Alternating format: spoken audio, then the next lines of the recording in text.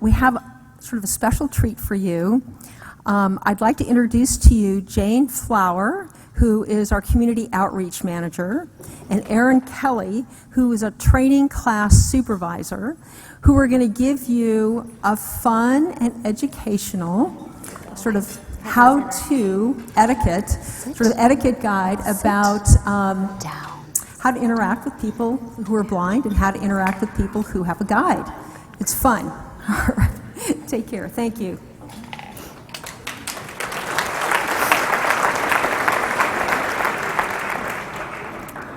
Good afternoon, everybody. Wow, this is a really good time to be visually impaired because I can't see any of you, so this is good.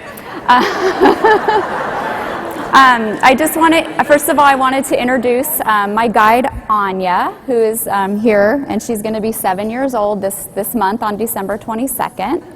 And first of all, I really wanted to thank everybody so much for being here today. All of you help us contribute every day to our mission of creating exceptional partnerships between people, dogs, and communities. So thank you so much for all you do for Guide Dogs for the Blind.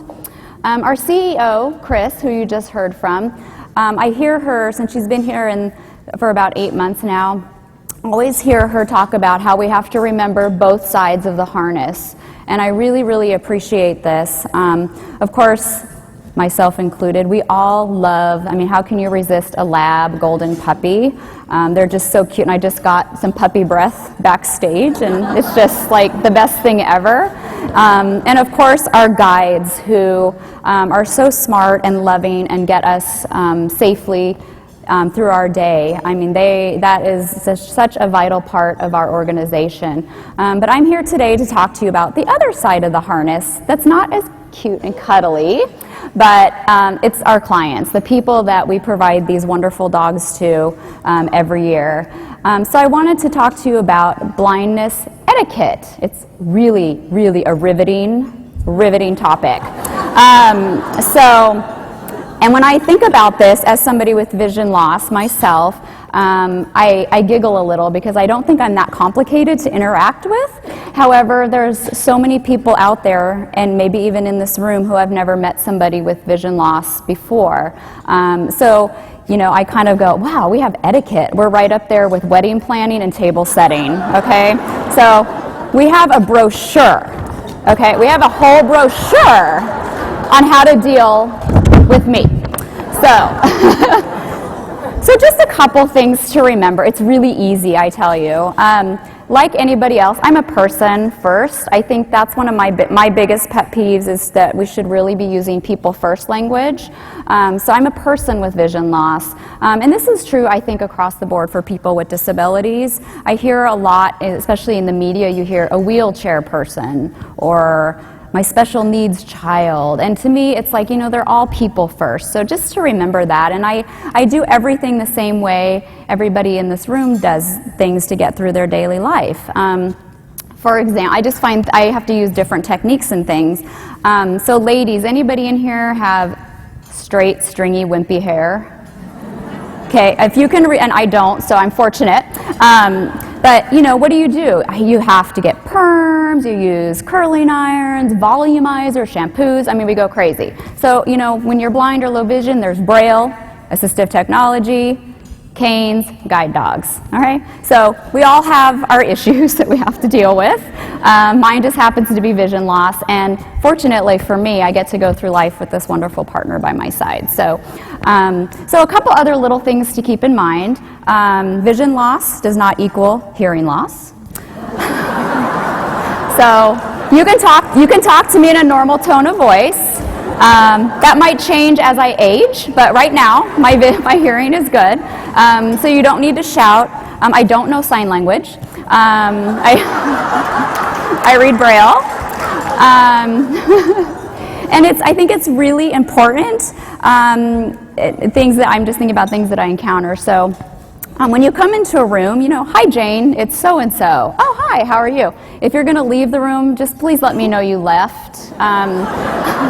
Because I can't tell you how many solo conversations I've had before by myself.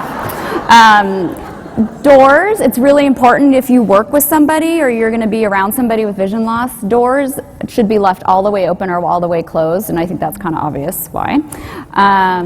You know, if you're fortunate enough to share a meal with somebody who has vision loss, and I know there's people in the room here today that have vision loss, I think the number one thing to remember before even assisting someone is just ask. Don't assume just because someone has vision loss that they need help.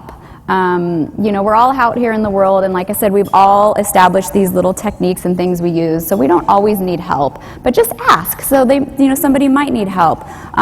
For example, at the table today, you know, Jane, would you like me to describe your plate for you? You know, your chicken is at 6 o'clock, your veggies, are we having chicken? I don't even know, I haven't had a meal. Whatever it is.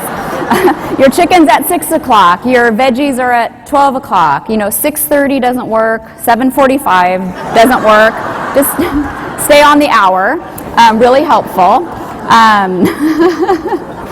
And I think also, you know, if you're with somebody, and this has happened to me, somebody will, like if I'm with Erin, they might say, well, what does she want? You know, and Erin would be kindly say, I don't know, why don't you ask her?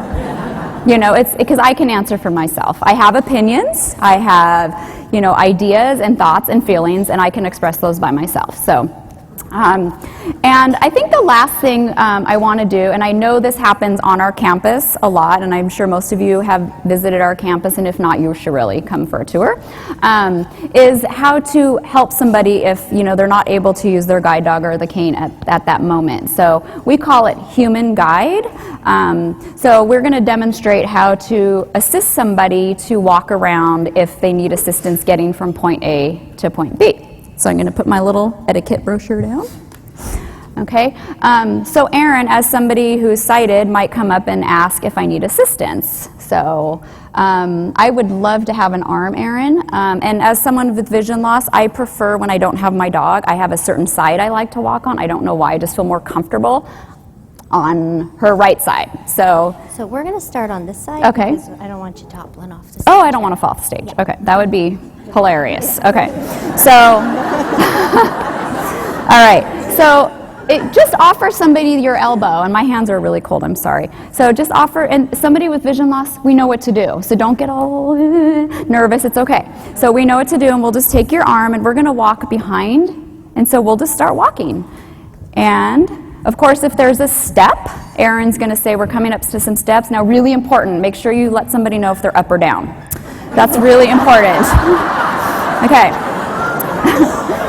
And then we're going to turn around. So if there's a really narrow, this ramp or whatever we're on, runway, is narrow. So this is the technique for a narrow. Just let someone know we're going to go through a narrow spot, and she'll put her hand behind her, and I'll just walk right behind her.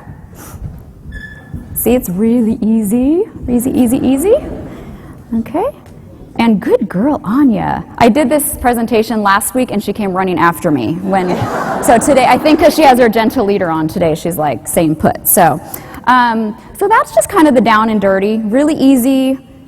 Just if you see someone who has vision loss on campus, out in public, just say hi. How are you? Do you need some assistance? I think the biggest takeaway today is just ask the person, and they'll know what to have you help them with. So again, thank you so much for being here today and listening to my little spiel, and happy holidays, everybody.